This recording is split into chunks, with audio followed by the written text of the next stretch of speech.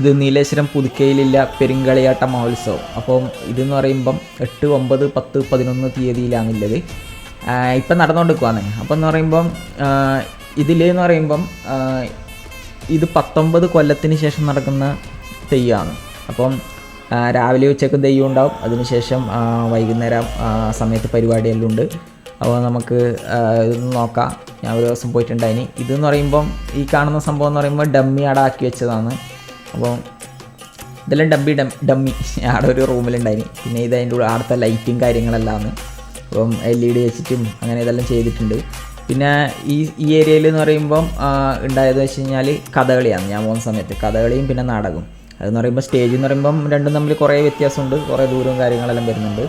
ഇപ്പം തെയ്യമല്ല, ആ സമയത്ത് തോറ്റാണ്ടായത്.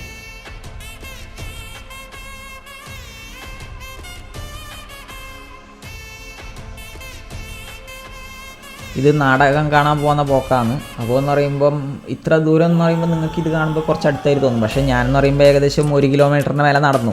ബാക്കി പിന്നെ നടക്കുന്നതാണ് ഇത്. അപ്പോൾ ഇവിടെ വയലെല്ലാം കണ്ടിട്ട് നമ്മൾ ചെറുങ്ങനായിട്ട് ഫോട്ടോ എടുത്ത്. നാടകം ഫുള്ള് കാണുമൊന്നുമില്ല. എന്താണെന്ന് വെച്ച് കഴിഞ്ഞാൽ അവിടെ എത്തുമ്പോൾ തന്നെ പകുതിയായി. പിന്നെ ബാക്കി അങ്ങോട്ട് കണ്ടിട്ടൊന്നും മനസ്സിലാവുന്നില്ല. പിന്നെ ഇതിൽ പകുതിക്കുന്ന വഴിയിലെ പോകുന്ന സമയത്ത് അവിടുന്ന് ഒരു ഗുളികൻ്റെ പ്രതിമ കിട്ടി. കാണാൻ കുറച്ച് ഒറിജിനാലിറ്റി ഇല്ലോണ്ടാണ് ഇതിലിപ്പോൾ വെച്ചിട്ടുള്ളത്.